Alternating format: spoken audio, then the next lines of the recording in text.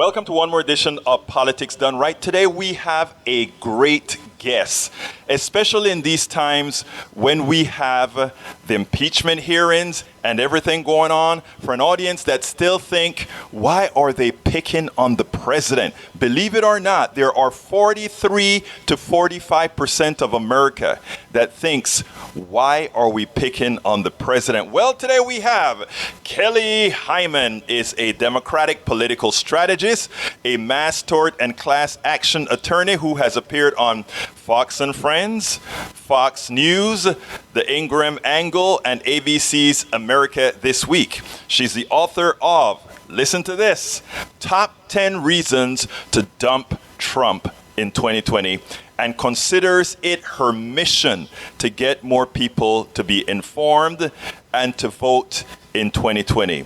Where does she belong? She belongs on Politics Done Right. That's what we do. Kelly Hyman, welcome to Politics Done Right. How are you doing today? Good, I'm doing well. Thank you so much for having me on the show. It's great to be here. Absolutely. So let me tell you, when I heard about you, I said, you know what? This is something that we have to do because we have somebody here who has enumerated exactly the reasons why we shouldn't have this president, why he must go in 2020, why he should be gone yesterday. I mean, why don't you just mail your book to Congress so they use those as the articles of impeachment? That's a great idea. You know, maybe we should do that. So anyway, let's get started. Tell us a little bit about you. Absolutely. Well, I am an attorney, and when I was in college, I interned for President Clinton. I volunteered for Obama's campaign, and I was a poll watcher during the 2016 election as a volunteer, because it's really important that people's votes matter and every vote matters. And so that's why I wanted to write the book, especially to the millennials, to get out there and vote. No matter if you're a Republican, a Democrat, an independent, I just want you to exercise your right and vote. It's really important that we become informed about the issues, know what's going on, because it's going to affect the future generation, especially with climate change. And yes, I do believe in climate change. It's amazing. You're out there, and I'm looking behind you and watching mountains with snow in Colorado. I was out there a couple years ago doing some mountain climbing and whitewater rafting. Tell them what's going to happen to places like that if we don't really start getting serious. Very concerned, especially with, Antarctica, what's going on there, and the long-lasting effects with global change and how it's going to affect the environment and the mountains. I mean, we live in a great country, but we need a great leader, and that's why it's time for change. I am glad that you're talking to millennials. You know, millennials a lot of times get a bad rap. I was out there in Washington, D.C. a couple weeks ago at the Bridge Alliance, and I interviewed a whole lot of young people, and it was what I saw there was that fervor to get something done. So I was so happy to have you on and to have your book to discuss today, which is something that I want to get started with. So you decided to write this book. Why did you write the book? Because I wanted people to be well informed, especially about the issues of what's going on, and also use it as a resource to let people get more involved. Make your own decision on what you think is best, but please exercise your right and get out there and vote. Register, know the issues, and get informed and vote. That's the key. I really think that we need someone in our office that's going to think about our country first and not themselves first. And that's why it's important that we have change and get to know the issues, and please vote.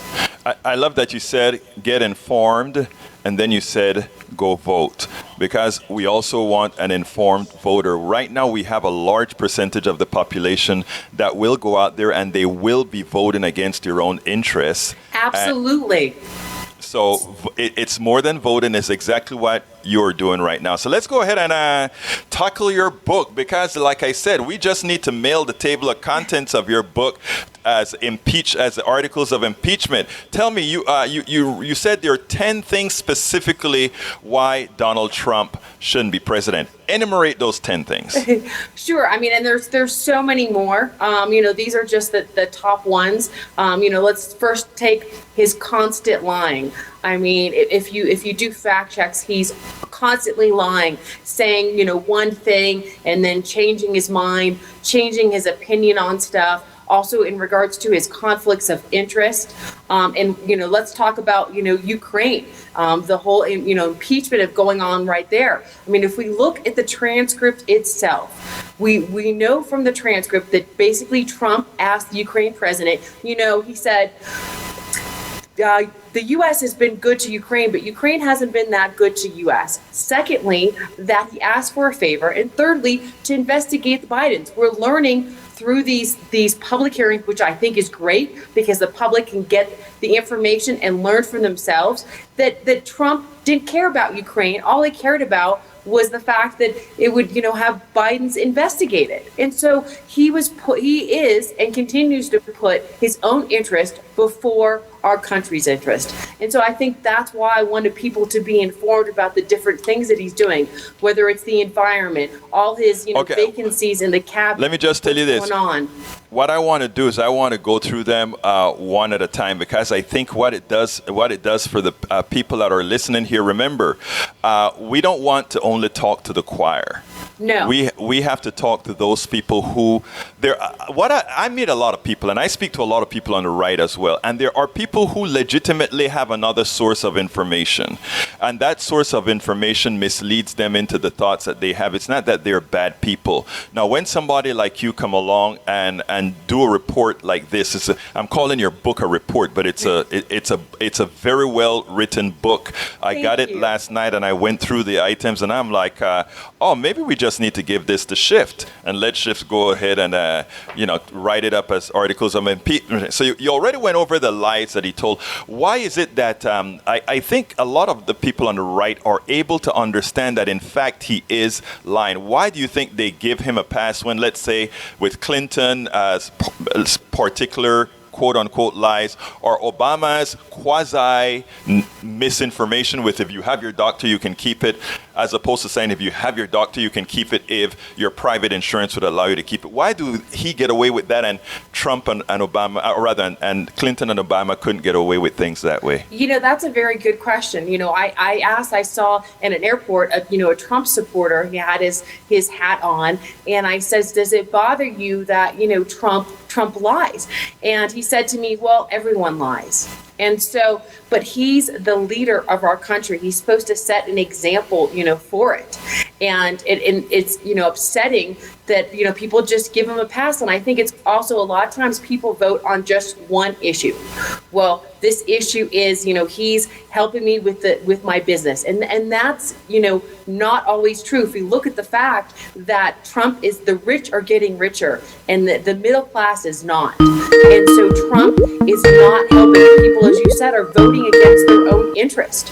And I think it's really important to realize that and know, and not just vote on one issue, or you think what the one issue is. Oh, well, he's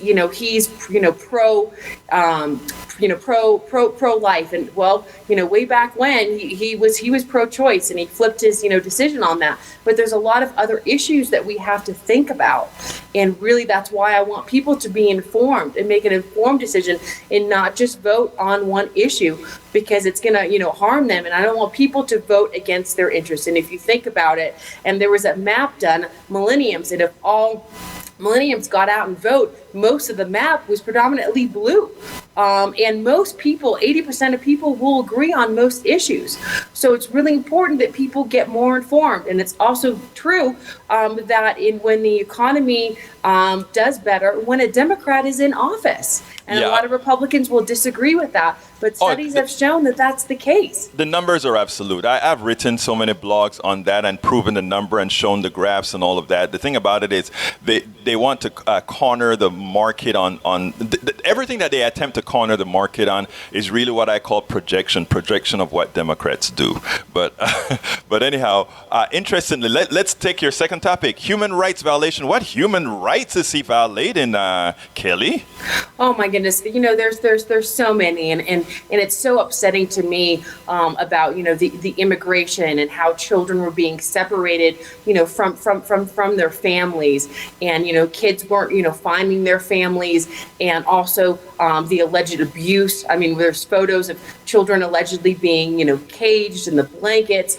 I mean, we as human beings need to care for other human beings and not do this. We are a great nation, and we should set an example for other countries that we shouldn't do this. You know what is interesting is the first two items in your list of the reason why he must not be president again. His biggest support come from evangelicals, and these first two things is talks about the commandment that tells you not to lie and the statement that says do unto others as you'd have them do unto you. Assuming you're a Christian, I'm not saying you need to be, but right. if those who are really supporting him with fervor, those first two things go completely against your tenets, and you wonder why. Again, why there is support there. Your third item, weakening endangered species protection. Yes, tell us about that. Beautiful, beautiful animals, and he is what he's doing to the parks and not protecting our animals. Is horrible for the future generations. We need to protect. It goes back to our environment. Our environment is our future. If we don't protect our environment and do it, we are not going to eventually exist. And a lot of the millenniums know that. That's why it's so important for them to please get out and vote. This is your future. This is our environment. The animals. You take care of this beautiful, beautiful U.S. Now, you mentioned about the environmental protection rollbacks. Any specifics that you want to mention? Just of how what Obama put in place about protecting the animals, everything that Obama did, and he's getting rid of all that, including the water protections and the parks and recreations, these beautiful national parks in these areas. It's just so upsetting to what's going on to our beautiful environment. Now we need to protect our environment. Absolutely so. We know what he's done with immigration. You've mentioned that before. Now, you talk a lot about conflicts of interest. You're a lawyer. Tell us, why is that all that bad? Well, you look at there's a lot of conflicts. Let's talk about first the G7 meeting that he wanted to have in his own facility. Is that not a conflict of interest? Eventually, he said, okay, we're not going to have the meeting in my building that I own. Also, the fact that all the other presidents, when they did an irrevocable blind trust where they didn't know what was going on. But Trump didn't do that, and he cares about, his business, so many conflicts of interest, from his own hotel, to getting, money through it, for different kinds of events like the G7 event. And there's constant conflicts. He should think about our country first and not his own self-interest. And that's it. That's one of the main reasons as well. Now, number 8, you all right. Actually, let me do 7 because I love this one. Fake news. Is he real? Does he really promote fake news? I am a strong advocate on the press, and people should be well informed. And it saddens me to say, oh, well, this is just, fake news, or the fact that, oh, we are going to get rid of the New York Times and we're going to get rid of these newspapers. It sounds to me like censorship or a dictatorship, where they would go around and say, nope, you can only listen to this channel or this information, and it's fake. I think it's important for people to get, information from all different avenues and make their own decision, whether it's, Fox News, ABC News, the radio, NPR. And this is what's great. The press are not the enemy of the state. And that's something that he keeps professing. And that's not true. And so just because you don't like something doesn't mean that it's fake news. But what is even more dangerous is that we have in the institutions of the press that have actually gone along with him, and I think that endangers the whole Fourth Estate as a whole. Absolutely. When you can talk about what should be a reputable organization promoting these sort of things, is there any kind of constitutional legal recourse that we have for that? However, I'm talking about for the Fourth Estate actually being a propaganda engine. Is there anything at all that can be done about that, or we just have to be watchful? That's very interesting to just to think about that. Some things that you could try and bring with the courts if possible, but I think it's important for people just to be well informed and not just discredit something and say, oh, someone said it must be true, or someone says Trump says things 3 or 4 times. Oh, the phone call with the Ukraine president was perfect. Well, let's read the transcripts and let's get informed. I know we're all very busy and we have a lot of things going on in our life, but it's really important to get information and be informed and not just listen, as you said, to one propaganda or one station or one medium outlet.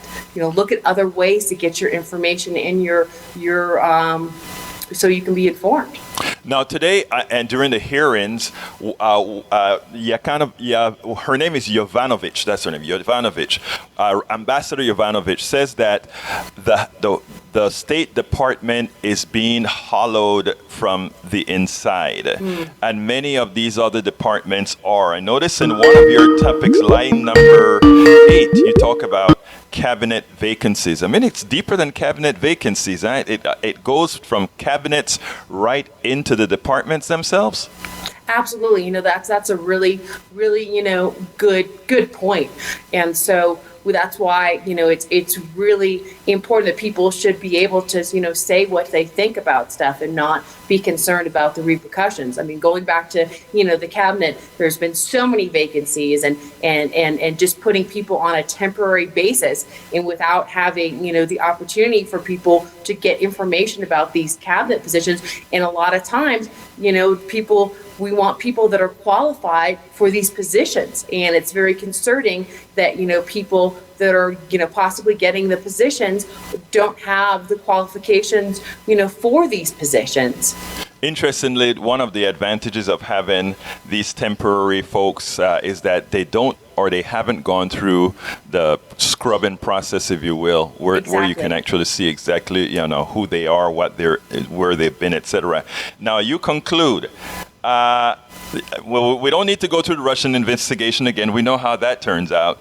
But you conclude the man is simply not fit to lead. How do you tell 43% of the country that it is time for them to realize that this guy simply isn't fit to lead? Well, his hardcore, majority are, not going to change their opinion. And so, I understand that, and I, respect that they're entitled to their point of view, and we can agree to disagree. But I think about the rest of the people is important to understand what he's doing. I mean, it is a crime as to use, the office for his own personal gain, and also to think about him using the Ukraine president to interfere with our own elections. We need not to have interference. And so every vote should count and matter. Well, give me a closer, and I'm going to invite folks to go ahead and get your book. I will have a link to Top 10 Reasons to Dump Trump in 2020 by Kelly Hyman. Did I say something? Did I say it right? No, you did. Thank you so much. And I just can't say enough. Please, be informed on the issues. Get out there and vote no matter who you vote for. But, be informed.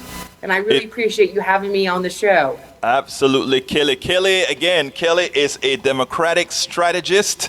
She's the author of Top 10 Reasons to Dump Trump in 2020. She's worked for both Bill Clinton and President Obama. So look, thank you very much for your service. Keep up the good work.